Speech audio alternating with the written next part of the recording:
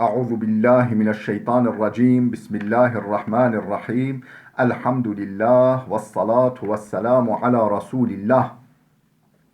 Değerli arkadaşlar, Muhammed Ali Es-Sabuni'nin Et-Tefsirul Vadihul Muyesser adlı eserinden 27. cüz'ün 13. dersini yapmak üzere birlikteyiz.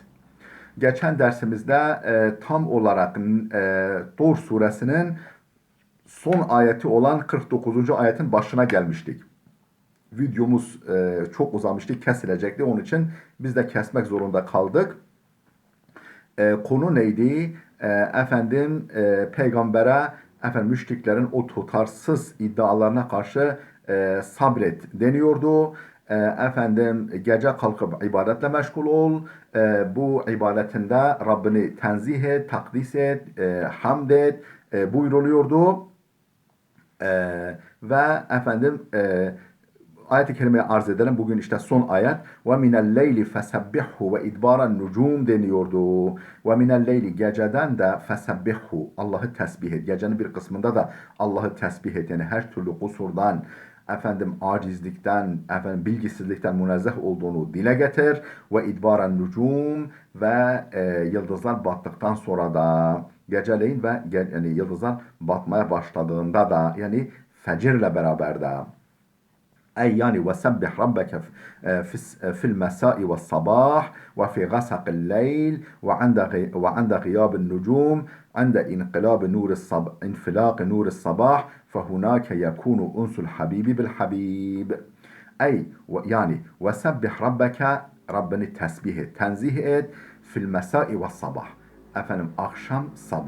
akşam sabah ve fi gasaqil leyli gecenin karanlığında ve inde gıyabin nucum ve yıldızlar battığında, yıldızlar kaybolduğunda inde infilaq nuri sabah nuru fışkırmaya başlayınca fecir sökmeye başlayınca fehunake yekunu unsul habibi bil habib çünkü bu gecenin karanlık vakti ve fecirle beraber sevgilinin sevgiliyle hoşça vakit geçireceği günler, anlardır, vakitlerdir. Yani sen sevdiğin Rabbinle beraber vakit geçir, onunla söyleş, ona dua et, o da senin huzuruna geldiğini görsün. Orada Habibin Habibe, sevgilinin sevgiliyle ünsiyet ettiği,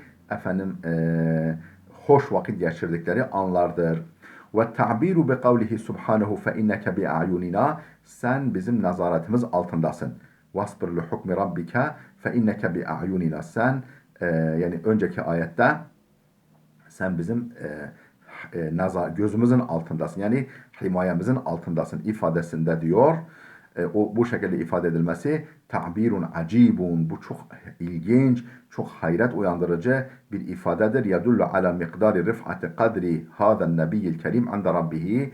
Bu Nebi-i Kerim'in, bu şanlı peygamberin Rabbinin nezdinde, Rabbinin katındaki kadrinin yücelik miktarına, yani kadrinin ne kadar yüce olduğuna, kadrinin değerinin ne kadar yüksek olduğuna delalet eden ilginç bir tabirdir, bir ifadedir. فَيَكْف۪يهِ شَرَفًا اَنْ يَكُونَ رَبُّهُ هُوَ الَّذ۪ي يَرْعَهُ. Onun için şeref olarak yeter Rabbinin gözetimi altında olması, bizzat Rabbi tarafından gözetilmesi, korunması, himaye edilmesi ona şeref olarak yeter. Ey ve eyyu şerefin esma min hada şeref. Acaba bundan daha yüksek bir şeref olabilir mi? Bundan daha yüce bir şeref bulunabilir mi? Ya Rabbi bu şereften bizi de hissedar eyle. Biz de senin nazaretin altında olalım, himayen altında olalım. Kötülüklere meyletmeyelim, günahlara dadanmayalım, tehlikelerden, düşman tasallutundan korunalım. Buna bizi layık eyle ya Rabbi. Ve eyyu şerefin esma min hada şeref. Bu şereften daha yüce, daha yüksek bir şeref. Hangi şeref var ki? Allahümme kema rafa'te kadrehu ve a'leyte makamahu salli aleyhi fil mele'il a'la ile yevmiddin. Bir güzel duayla bitiriyor müellifimiz bu sure-i celileyi. Allahümme ya Rabbi kema rafa'te kadrehu, onun kadrini yücelttiğin gibi, Muhammed Efendimizin kadrini yücelttiğin gibi ve a'leyte makamahu, makamını yükselttiğin gibi salli aleyhi. Ona rahmet de eyle, ona salat eyle. Fil mele'il a'la, en yüce meclisinde, meleklerinin arasında ile yevmiddin, yani kıyamete kadar, hesap ve ceza gününe kadar sürekli ona rahmetini yağdır. Efendim ona salat eyle, rahmet eyle ya Rabbi. Amin. İntaha tefsiru suratı Tur. Tur suresi tefsiri burada sona erdi. Geldik tefsiru suratı Necm. Necm suresi tefsiri. Yani genelde videolarımızı sure başlarıyla başlatıyoruz ama bu defa öyle olmadı. Bir ayet kalmıştı. Onu mecbur okumak zorunda kaldık. Efendim şimdi Necm suresine başlıyoruz. Necm suresi efendim 62 ayettir. 62 ayettir, yanlış demeyelim. Evet. Evet, gerçekten 62 ayettir. Mekke'de nazil olmuştur. Büyük ihtimalle Bi'aset'in 5. yılında, yani peygamberlik verilişinden 5 sene sonra Bi'aset'in 5. yılında inmiştir. Efendim konu olarak ismini nereden almaktadır? Ve necmi izâ hava. Birinci ayeti olan ve necmi izâ havadaki en-necm yani yıldız anlamındaki en-necm kelimesinden almaktadır. Hazreti Peygamber'in mi'racını anlatmaktadır. Efendim doğru yolda olduğunu anlatmaktadır. Ondan sonra Hazreti Peygamber'e müşrikler tarafından yöneltilen iddialar çürütülmektedir. Cebrail'i sureti aslisi, yani asli sureti, gerçek yapısı ile gördüğünü, 2 defa gördüğünü sure ifade etmektedir. Kur'an-ı Kerim'in Cebrail tarafından ona iletildiğini belirtmektedir. Efendim şeytanın bu işe müdahale etmeyeceğini belirtmektedir vesaire. Çok zengin, çok rengin bir içeriği vardır. İnşallah tefsirimiz boyunca bu içerikten güzelce haberdar olacağız. Önce birkaç ayetin mealini verelim. Ardından mealini arz ettiğimiz ayetlerin tefsirini okuyalım. Bismillahirrahmanirrahim. Ve necmi izâ heva ma dalla sahibukum ve ma gava ve ma yantiku anil heva in huve illa vahyun yuha allamahu şedîdul kuva zu mirratin festeva ve huve bil ufukil a'la. Thumma dana fetedella diye devam ediyor. Ve necmi izâ heva. Kaydığında, battığında yıldıza andolsun. Yani heva böyle kaymak, batmak anlamına geliyor. Böyle yıldızlar kayınca ve yıldızlar batınca bu ilahi kudrete, ilahi tasarrufa delalet ediyor. Yıldızların batması, yeniden doğması, bir de yıldızların kayması, meteorların kayması, atmosferimize girmesi, bir takım manevi hikmetlerden, bir de manevi maddi faydalardan dolayı tepemize küllerinin, dumanlarının, taşlarının yağmaması, yani her gün milyonlarca, belki binlerce, milyonlarca meteor, göktaşı atmosferimize giriyor ama hiçbirisinden bizim haberimiz bile olmuyor. Ancak bir kısmını görebiliyoruz o yaz aylarında, bulutsuz gecelerde. Kaydığında veya battığında yıldıza andolsun ki ma dalla sahibukum ve ma gava, sizin arkadaşınız, sizin vatandaşınız, aranızda yetişmiş, her gün gördüğünüz Muhammed hak yoldan sapmamıştır. Yani onlar Muhammed'in işte peygamberlikten, öldükten sonra dirilişten, Allah'ın birliğinden bahsetmesini bir sapkınlık, bir yoldan bir şaşkınlık, bir yoldan sapma olarak addediyorlar. Sizin o arkadaşınız, aranızda büyümüş, geçmişini bildiğiniz, hala hazırındaki tavrını bildiğiniz, doğruluğuna tanık olduğunuz o arkadaşınız sapmamıştır doğru yoldan. Ve ma gava, doğru yol, yolunda şaşırmamıştır, sapmamıştır. Ve ma gava, ve de eğrilmemiştir, eğri yollara sapmamıştır. Gelecek ne demek? Ve ma yantiku anil heva. O heva ve hevesinden de konuşmaz. O şu anda Kur'an diye konuştukları heva ve hevesinden değildir. İn huve illa vahyun yuha. O konuştukları ancak kendisine iletilen vahidir. Kendisine vahyedilen, kendisine empoze edilen vahiydir. Allemehu şedidul kuva, o kuvveti şiddetli Cebrail, yani kuvveti, yani kuvveti şiddeti son derece kavi olan Cebrail ona öğretmiştir. Allah'ın elçisi yani Cebrail, Allah'la peygamber arasında bir elçidir. Onu Cebrail öğretmiştir. Zu mirratin, o gücü, yani kuvvet sahibi, kudret sahibi, yani gücü kuvveti zirvede olan Cebrail ona öğretmiştir. Festeva, zu mirratin festeva, o da ne yapmış?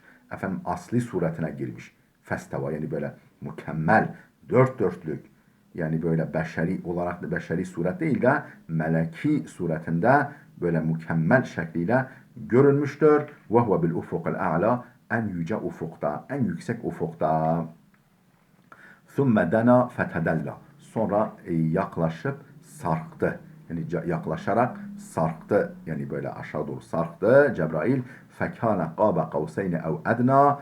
Efendim yani bir yayın iki ucu kadar yaklaştı. Bir yayın iki ucu kadar yaklaştı. Ev edna, belki de daha yakın, belki de daha fazla yaklaştı. فَاَوْحَى ila abdihi ma اَوْحَى. Efendim ila abdihine ila abdillah. Yoksa kendi kulu değil Muhammed. Efendimiz Cebrail'in kulu değil, Allah'ın kuludur. Zaten bilindiği için öyle demiş. فَاَوْحَى ila abdihi, yani ila abdillah. O Allah'ın kulu olan Muhammed'e vahyetti. Ma اَوْحَى. Vahyettiğini ona vahyetti. Vahyettiğini etti. Ma kezebel fuadu ma ra'a.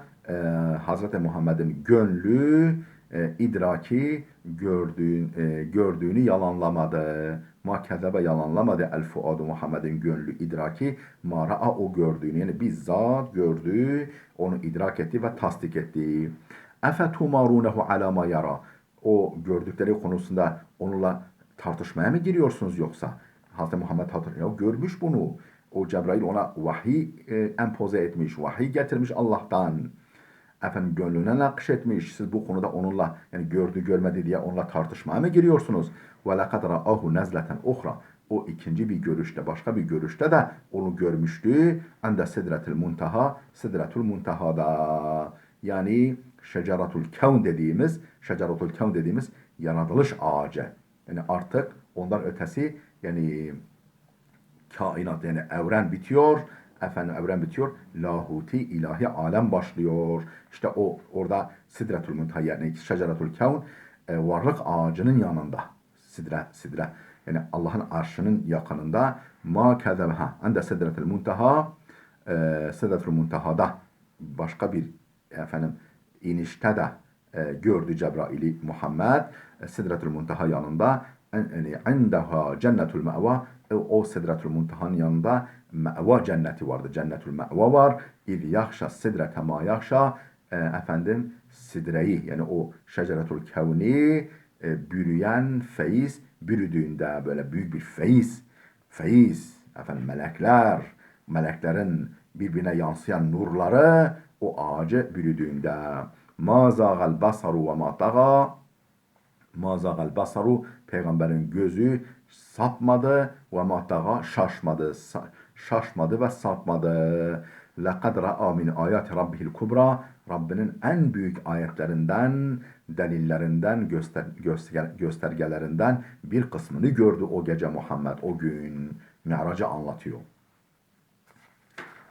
Efendim, ondan sonra putlara sözü getiriyor. Onların bir şey yaramadığını falan, ilah tanrı olamayacağını söylüyor. Şimdi buraya kadar ayetlerimizi meallendirdik. Tefsirini arz edelim. Bismillahirrahmanirrahim. Ve necmi izâ heva ma dalla sahibukum ve ma gava. Hâzâ kasemun. Yani bu yıldıza andolsun dedik ya, bu bir kasemdir. Ey uksimu lekum bin necmi. Sizin için yıldıza and içiyorum. Yıldıza yemin ediyorum ki İza huve min ulyaihi, efendim o bulunduğu yüksek yerden, munkaddan ala şeyatin, o bulundukları yüksek yerden şeytanların üzerine fırlatıldığında, bu kayan yıldızlar neymiş? Hadisin ifadesiyle efendim işte ayette de var.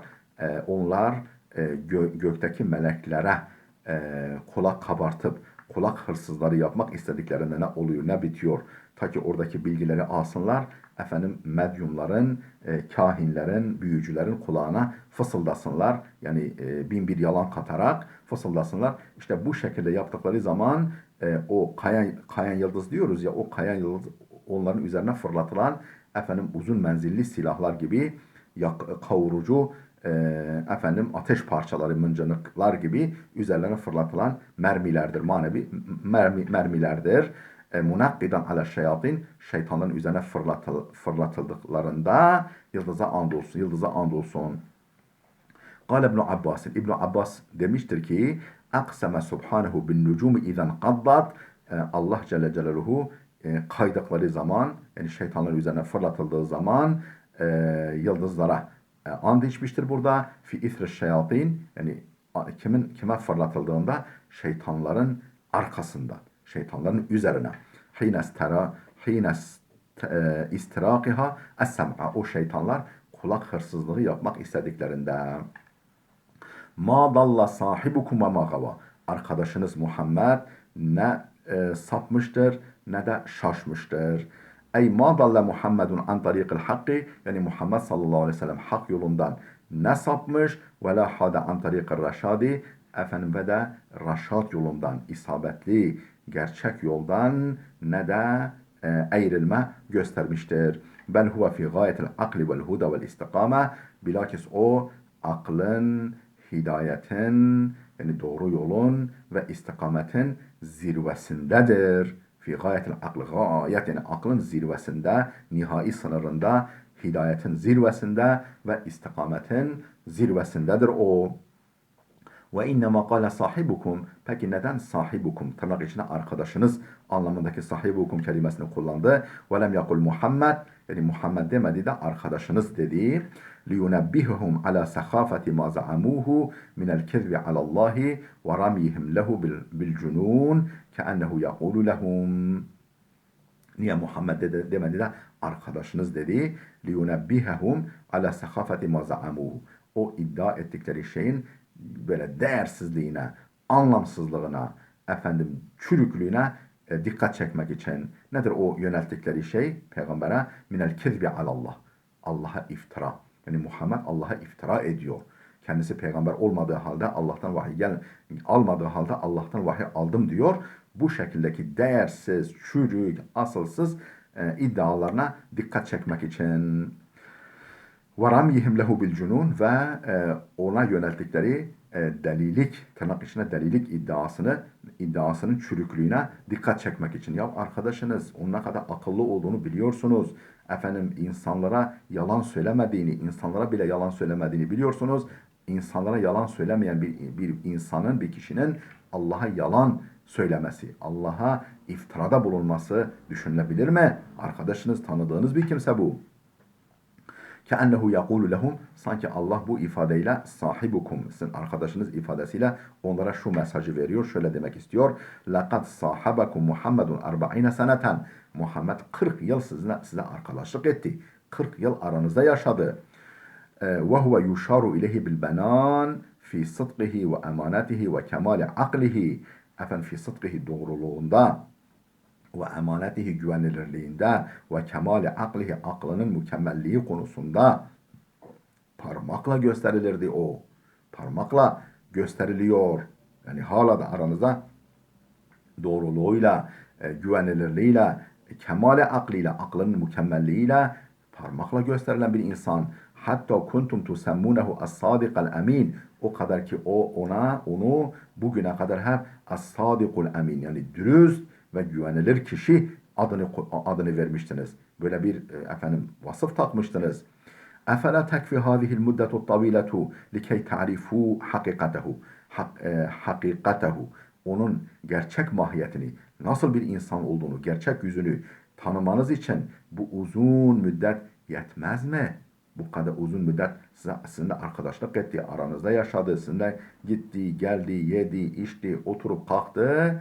Efendim bu uzun yıl, 40 yıl onun gerçek mahiyetini, gerçek yüzünü tanımanız için yetmez mi? وَلِتَتَحَقَّقُوا أَنَّهُ صَادِقٌ اَمْ كَاذِبٌ فِي دَعْوَ الرِّسَالَةِ.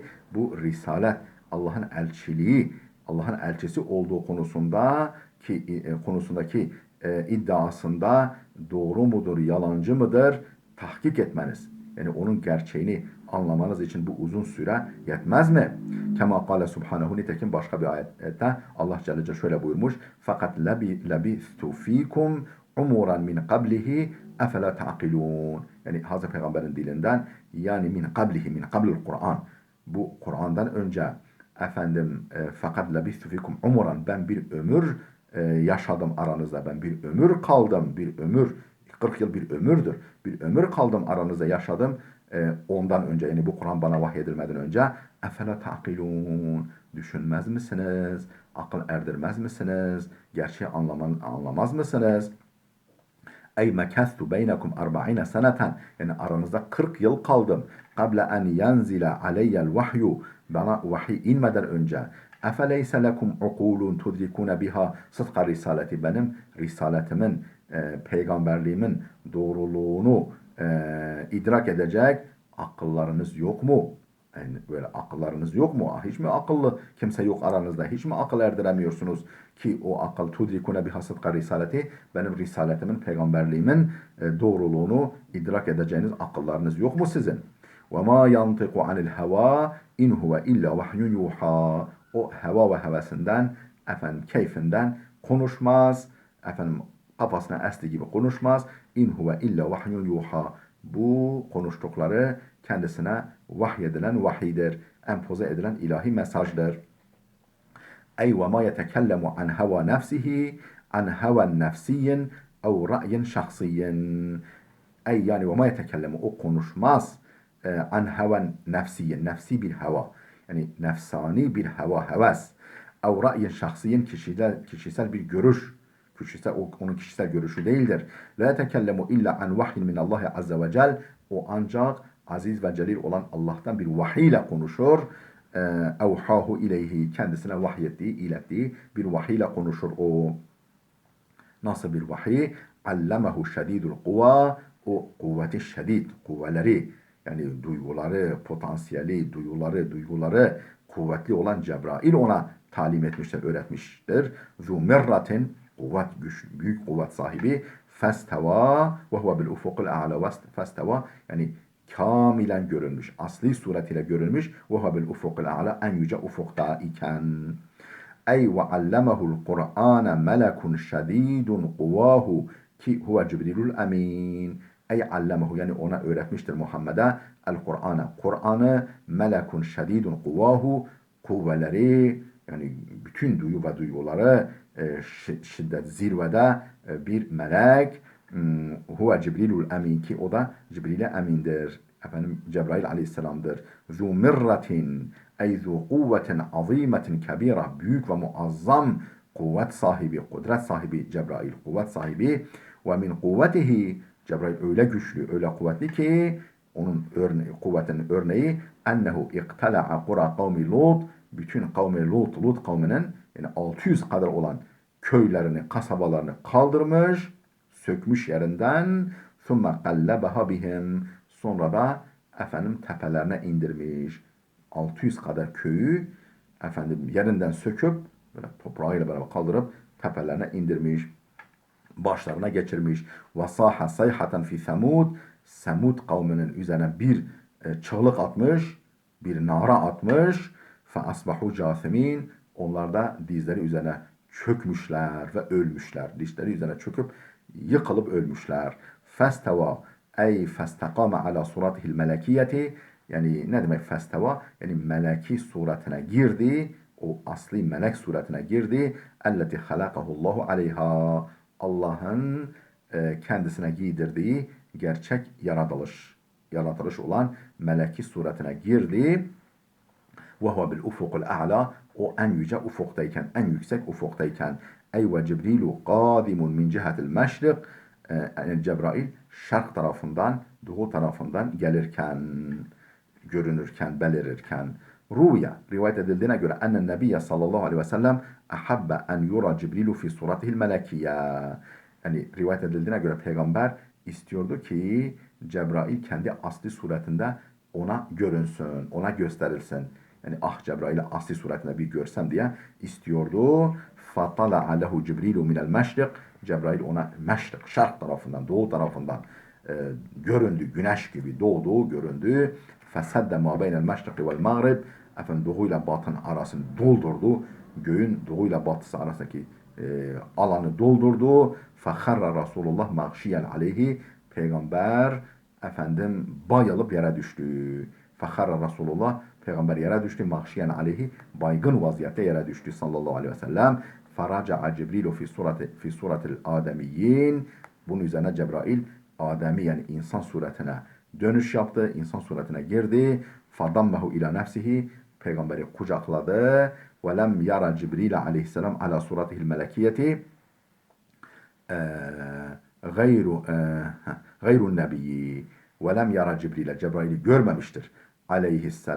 Cibril aleyhisselam Cebrail aleyhisselam'ı görmemiştir. Ala suratihil melekiyeti o meleki sureti yani melek şekli üzerine görmemiştir. Gayrun nebiyyi Peygamber Muhammed'den başka Resulullah Muhammed'den başka kimse görmek. Fe innehu ra'ahu marrateyni Cebrail 2 defa görmüş. Marraten fil ardı ve marraten fis sema ande sidretil muntaha. Bir defa peygamber yerdeyken bir defa sidretul muntahada.